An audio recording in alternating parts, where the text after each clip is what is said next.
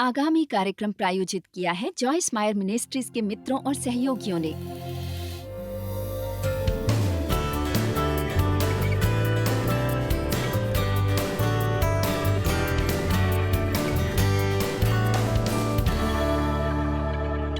और पिता, हम आपका वचन के लिए धन्यवाद करते हैं। आप इतने अद्भुत हैं हमारे लिए। हमें आपका वचन पसंद है और इसकी तरफ श्रद्धा के साथ आगे बढ़ते हैं और हम उम्मीद करते हैं कि ये वचन हमारे जीवन में चंगाई लाए। आमीन। 19 साल पहले मैंने एक किताब लिखी थी, ब्यूटी फॉर एशेस। 1994 में मैंने ये किताब लिखी थी।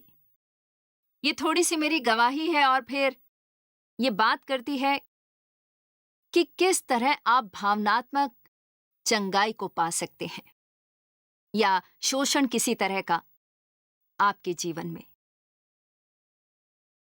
इस किताब में अच्छी जानकारी है और छोटी छोटी बातें जिनसे आपको मदद मिलेगी उस जीवन का मजा लेने में जिसके लिए यीशु ने जान दी। मैं इस पर बात करने वाली हूं इस सप्ताहांत में। यशाया 61 में आयत 1 से 3 तक कुछ वचन हैं जिन्होंने मुझे संभाल लिया था आज से काफी सालों पहले। मैं कह सकती हूं परमेश्वर के साथ मेरी मुश्किल बातें, क्योंकि अक्सर हम सोचते हैं हाँ तुम्हें पता है मेरे पास अब मसीह हैं, मैं कलीसिया जा रही हूं, सब कुछ बदलने वाला है हमारे जीवन में। पर यह हमेशा ऐसा नहीं होता है। मैं एक बड़ी संख्या के बीच में थी और कलीसिया में मैं निर्देश लेती थी और मैं कलीसिया में शामिल हुई। हैरानी की बात है कि मेरे जीवन में कुछ ज्यादा अच्छा नहीं हुआ।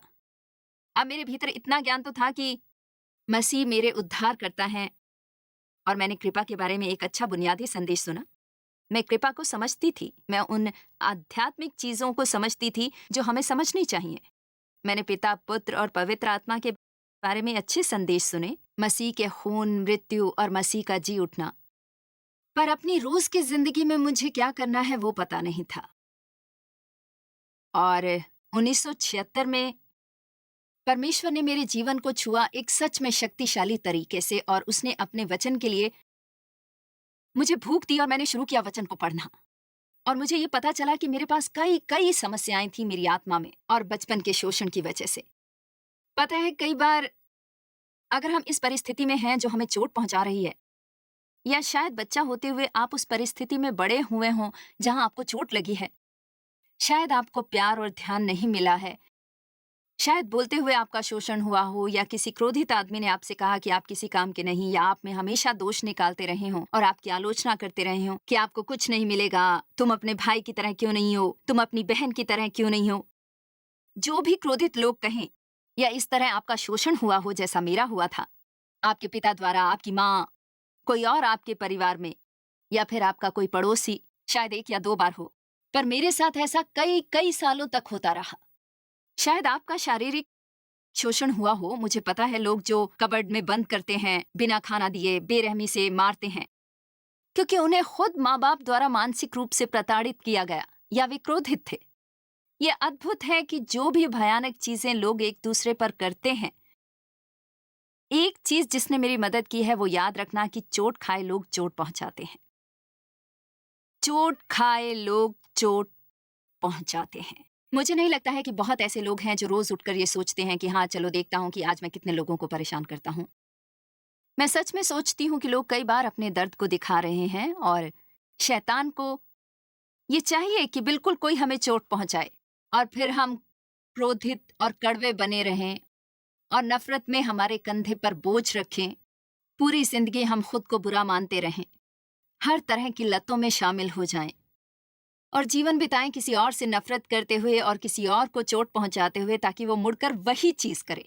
फिर ये एक पीढ़ी से दूसरी पीढ़ी तक चलता रहता है। पर मैं यहाँ पर खुशखबरी देने आई हूं आज रात आपको कि अगर आपको चोट पहुंचाई गई है तो इसे आपसे आगे किसी और के पास नहीं जाना चाहिए। आपके पास वो सहूलियत है यीशु के नाम से बोलने के लिए और परमेश्वर की शक्ति में विश्वास करने के लिए, ताकि आप ना सिर्फ पूरी तरह से चंगे हों और ऐसा लगे कि ये आपके साथ हुआ ही नहीं है। उसे कभी भी आगे मत जाने दीजिए आपकी पीढ़ी में किसी और के पास। और ये अद्भुत है, अच्छी खबर। आमीन। परमेश्वर की स्तुति हो।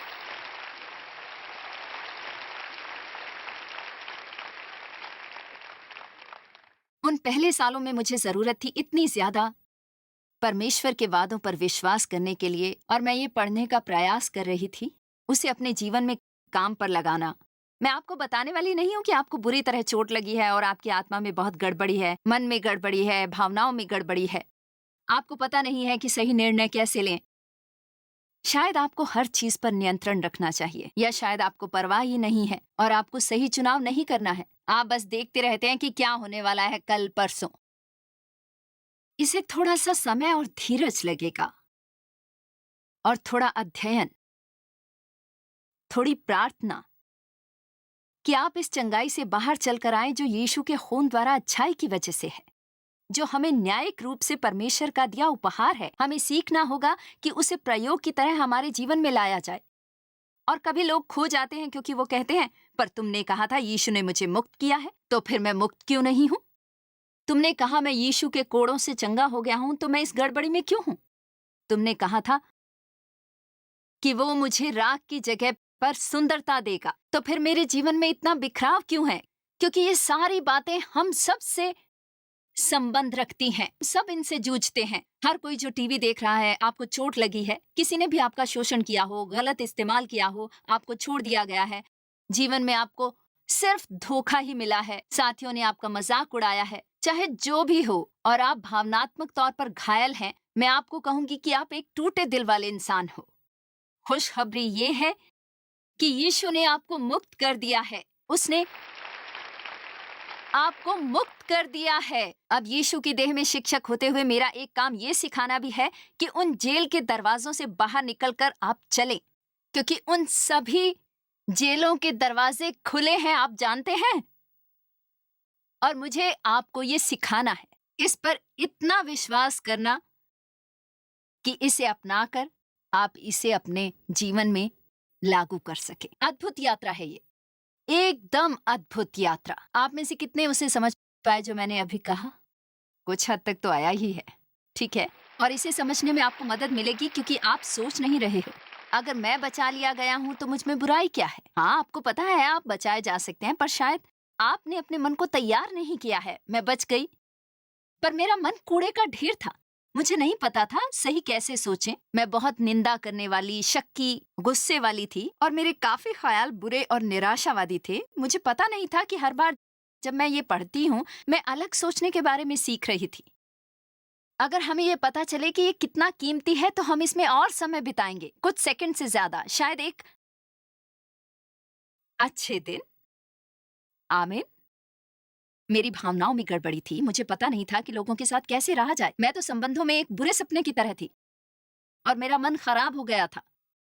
मैं एक ऊंचाई से दूसरी पर चली जाती, मुझे या तो नियंत्रण करना होता, या अगर मैं मुझसे ज्यादा शक्तिशाली व्यक्ति का सामना करती तो फिर वो मुझ पर नियंत्रण करते। तो मैं बस इधर उधर घूमती रहती, नियंत्रण किए जाने और नियंत्रण करने के बीच, जबकि परमेश्वर ये नहीं चाहते।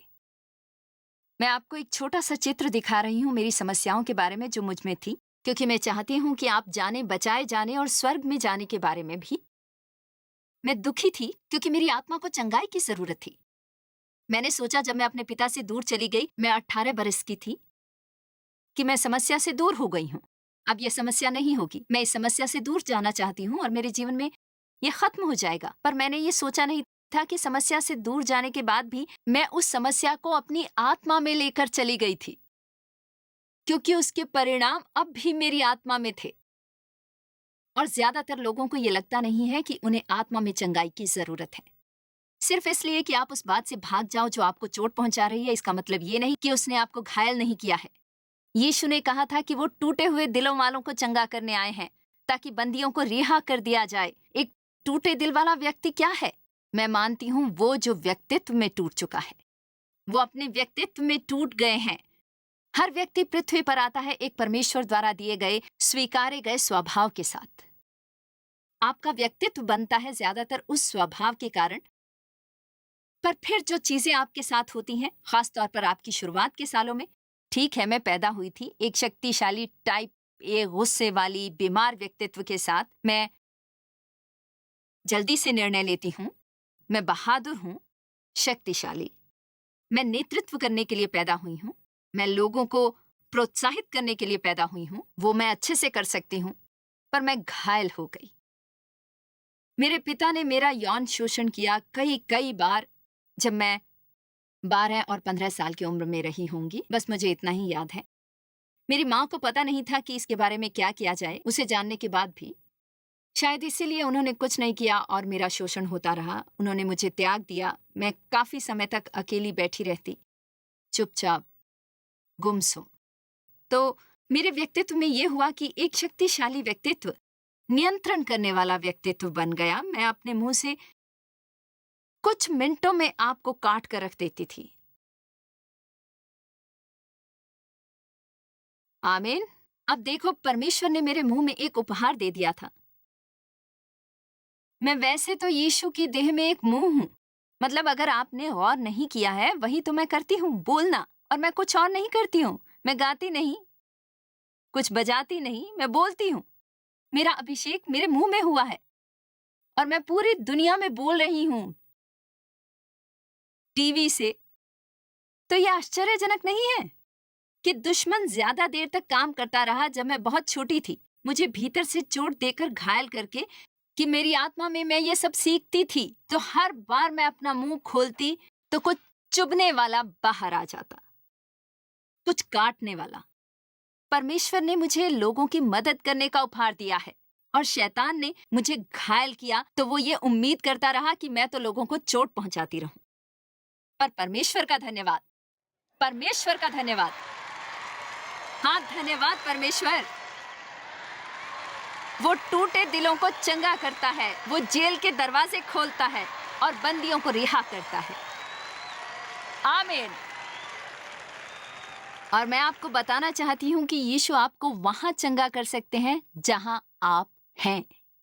वो इसलिए नहीं मरे ताकि किसी दिन हम स्वर्ग में जाएं और आकाश में हमारा मकान हो और हम खुश हो जाएं।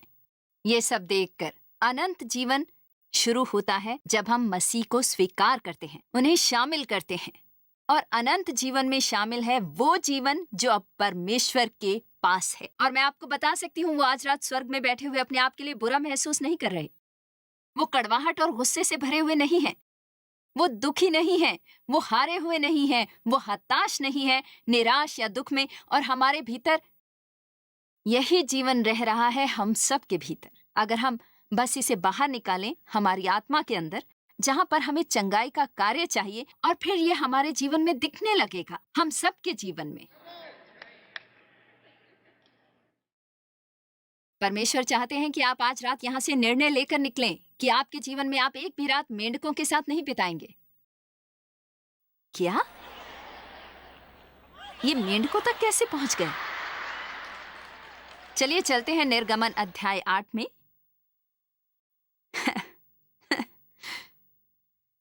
निर्गमन 8। इजरायली मिस्र में गुलामी में रहा करते थे। वो परमेश्वर को चिल्लाकर कहने लगे कि कोई मुक्तिदाता भेजे। मूसा, जो मसीह जैसा था, मसीह जैसा, उन्हें मुक्त करने आ गया। फिरौन, जो शैतान का प्रतिनिधि था, उसने उन्हें जाने नहीं दिया। तो परमेश्वर ने आक्रमण भेजे एक के बाद एक और कहा, तुम्हारा जीवन मुसीबतों भरा होगा यदि तुम मेरे लोगों को जाने नहीं दोगे। तो उनमें से एक आक्रमण मेंढकों का था।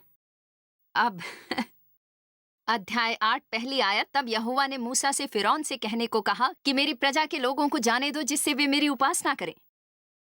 और मैं आज रात यहाँ पर शैतान से ये घोषणा कर रही हूँ कि परमेश्वर के लोगों को जाने दो ताकि वो परमेश्वर की उपासना करें। आमीन। मैं आज रात परमेश्वर के लिए एक मुंह बनकर ये कहूंगी, परमेश्वर ने कहा मेरे लोगों को जाने दो। आमीन। अगर तुम उन्हें जाने से रोकते हो तो मैं मेंढक भेजकर सारे देश को हानि पहुंचाने वाला हूं। और नदी मेंढकों से भर जाएगी और वो तेरे भवन में और तेरे बिछौने पर और तेरे लोगों पर, तेरी भट्ठियों में, तेरे बिस्तरों पर, तेरे आटा गूंथने वाले परातों में और तेरे आटे में, इन सब चीजों के जरिए परमेश्वर यहां पर एक चित्र बना रहे हैं।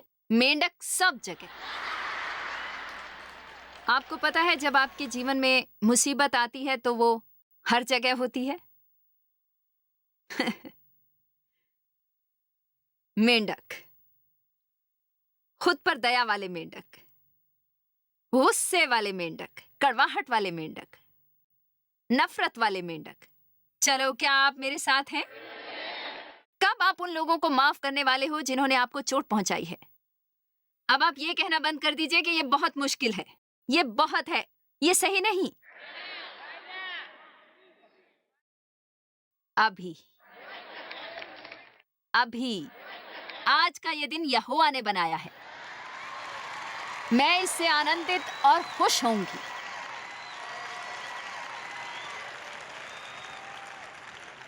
यशायाह 61, 1 से 3। ये वचन इतने अद्भुत हैं। अब ये है यशायाह जो यीशु के बारे में भविष्यवाणी कर रहे हैं। प्रभु यहोवा की आत्मा मुझ पर है, क्योंकि यहोवा ने सुसमाचार सुनाने के लिए मेरा अभिषेक किया और मुझे इसलिए भेजा है कि खेदित मन के लोगों को, गरीबों को और सताए हुओं को सुना सकूं। आपको पता है, यीशु किसी सेमिनरी में नहीं गए थे।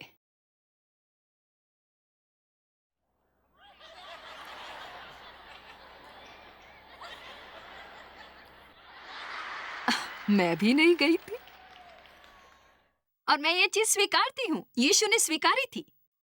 मैं तैयार हूं क्योंकि उसने मेरा अभिषेक किया है सुसमाचार का प्रचार करने के लिए, खेदित, गरीब और सताए हुओं को। अब मैंने ये नहीं कहा कि वो अभ्यास नहीं करते थे।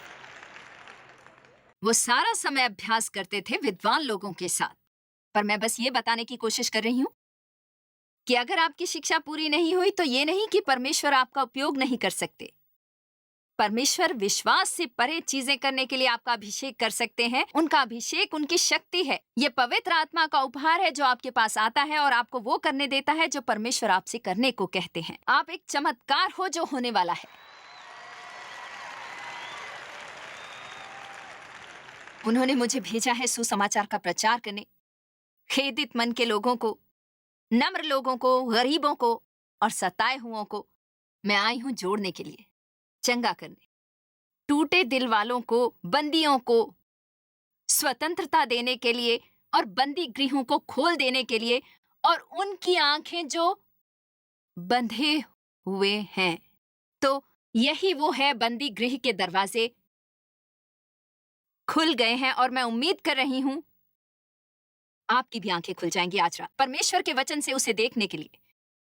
क्योंकि जब आप उसे देखते हैं, उसे देखकर कहते हैं, मुझे उस तरह से नहीं जीना है, मैं अपने बीते हुए कल में फंसी नहीं रहूंगी। क्योंकि मेरी माँ ने मुझे ये कहा था जब मैं 10 साल का था।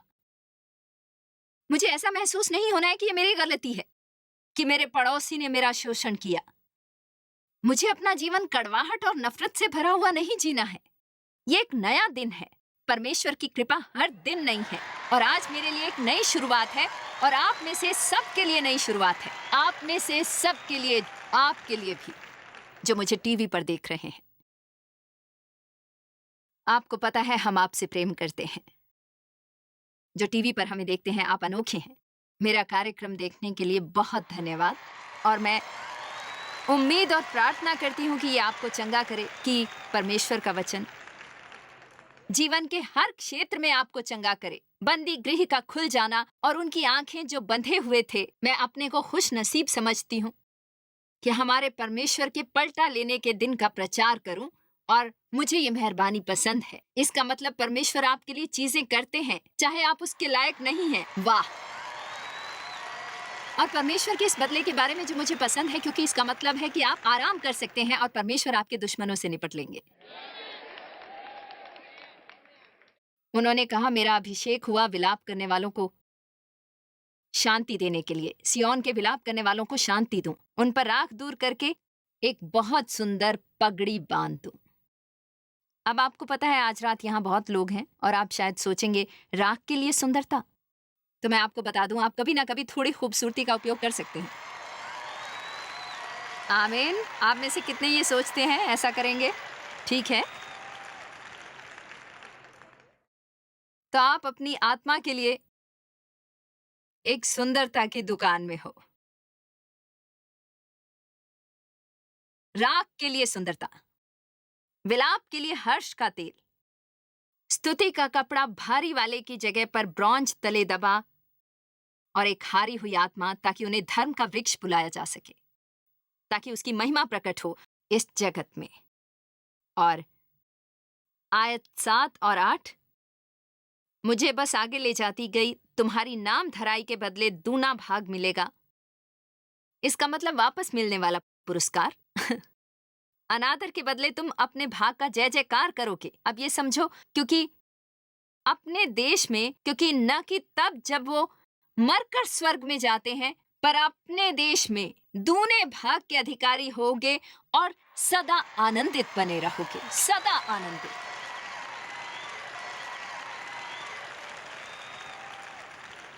तो शायद क्या आने वाला है? मुश्किलों के लिए दुगनी मुश्किल, दुगनी मुश्किल नहीं, दुगनी आशीष आपकी पुरानी मुश्किलों के लिए। आप कहते हो क्या कुछ है जो मुझे करना होगा? हाँ, पवित्र आत्मा आपको कुछ निर्देश देगी, वो आपका नेतृत्व और मार्गदर्शन करेगी। पवित्र आत्मा हमारी सलाहकार है, उसे ये अच्छे से पता है क्या करना है और कब। तो हम सब साथ रहते हैं और हमें ये कुचल नहीं देता है। राख के लिए खूबसूरती, राख के लिए खूबसूरती, मुश्किलों के लिए दुगना। क्यों? क्योंकि यहोवा न्याय से प्रीति रखता है। मुझे ये पसंद है, परमेश्वर न्याय के परमेश्वर हैं। इसका मतलब आप जानते हैं, इसका मतलब ये कि जो भी गलत है वो उसे सही कर देते हैं। अति सुंदर, क्यों है ना? अब अगर आप गरीब या विनम्र हो या सताए हुए हो, आपकी जिंदगी मुश्किलों से भरी है, आपके जीवन में बिखराव ही बिखराव है, आपको डर के मारे या शर्म के मारे पीछे हटने की जरूरत नहीं है, क्योंकि आप ही वही हैं जिसके लिए यीशु आए थे। वो उनके लिए आए थे जो बीमार हैं, ना कि उनके लिए जो अच्छे हैं। आपको पता है कई तरह के शोषण हैं। मैं जल्दी से बताना चाहती हूँ, जैसे बोलने का शोषण, मानसिक शोषण, फिर आध्यात्मिक शोषण है। कुछ लोग आध्यात्मिक गुरुओं के अधीन आ जाते हैं जो शोषण करते हैं। कई तरह के शोषण हैं। इस तरह के बहुत से शोषण, भावनात्मक शोषण, बोलने का शोषण, ऐसे शब्दों का बोलना जो हमें आहत करते हैं। बाइबल कहती है कि जुबान में जीवन और मृत्यु की शक्ति है। आप में से कितनों ने जीवन में बोलने के शोषण का अनुभव किया है? हाथ उठाइए जरा। देखिए कितने सारे लोग मौजूद हैं यहाँ पर। शैतान जिंदा है और यहीं पृथ्वी पर है। पर मैं कहती हूँ कि कोई और है जो आपके लिए कुछ करना चाहता है, और वो है आपके स्वर्ग के पिता।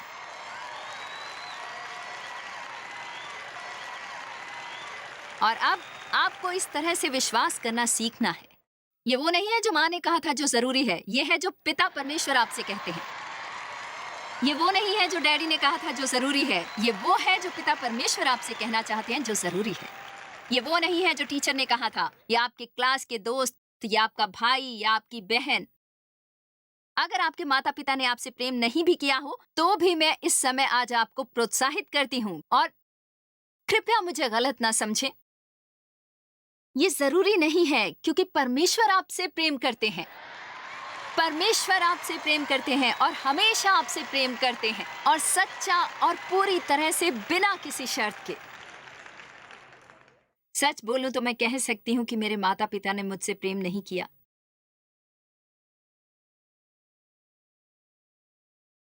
पर आप अपने बच्चों से यदि सचमुच प्यार करते हैं तो उन्हें कम से कम त्यागेंगे नहीं। ऐसी परिस्थिति में अब उनकी कमजोरी थी, उन्हें डर था। मैं वो सब समझती हूँ, मैं उनके खिलाफ नहीं हूँ।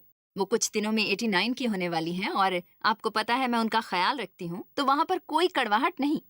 पर मुझे उस तरह का प्यार नहीं मिला जो एक बच्चे को मिलना चाहिए। हमें परमेश्वर के प्रेम के बारे में अपने माता पिता से सीखना चाहिए, जो नहीं हो पाता। पर अभी देर नहीं हुई है, आप इसे अभी शुरू कर सकते हैं, चाहे आपकी उम्र 75 की हो गई हो, तो भी अभी, आज ही परमेश्वर के प्रेम को पाना। अब परमेश्वर का प्रेम है जो हमारे घायल आत्मा को चंगा करता है। और मैं आपको इफिसियों 3:16 में बताने वाली हूँ एक वचन जिस पर आप रोज प्रार्थना कर सकते हैं। इफिसियों 3:16, मैं हर सुबह इस पर प्रार्थना करती हूँ। आपको पता है जब आप परमेश्वर का वचन बोलने लगते हैं अपने ही मुंह से, आप उस पर विश्वास करते हैं। आप वापस परमेश्वर से वचन पर प्रार्थना करने लगते हैं। वो मर्यादा से बंधा हुआ है कि वो अपने वादों को पूरा करे अगर आप उस पर विश्वास करें। आमीन।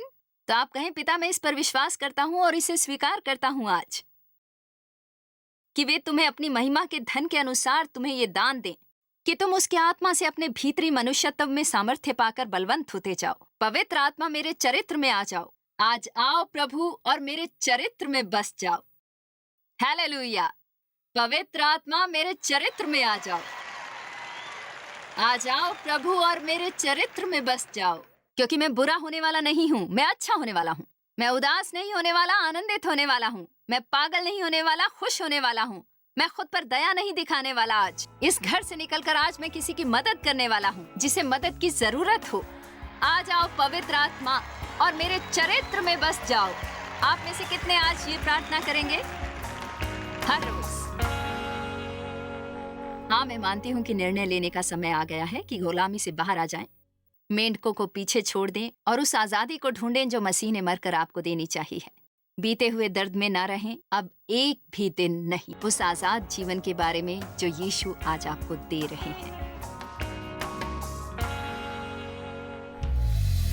जॉयस मायर मिनिस्ट्रीज में आप हमारे लिए बहुत ही कीमती हैं। जितना कि आप जानते हैं, हम आपकी सराहना करते हैं और इस सेविकाई को दुनिया भर में संभव बनाने के लिए हम अपने दोस्तों और सहभागियों को धन्यवाद देते हैं। हम साथ मिलकर भूखों को खाना खिलाते हैं, गरीबों को कपड़े देते हैं और कई देशों में सुसमाचार बांटते हैं। अपना प्रार्थना निवेदन भेजने के लिए कृपया आज ही संपर्क कीजिए। हमारे स्रोतों के बारे में और भी जानिए। जॉयस की सभाओं की सूची देखिए हमारे साथ सहभागी बनने के लिए, क्योंकि हम दुनिया भर में मसीह के प्रेम को बांटते हैं।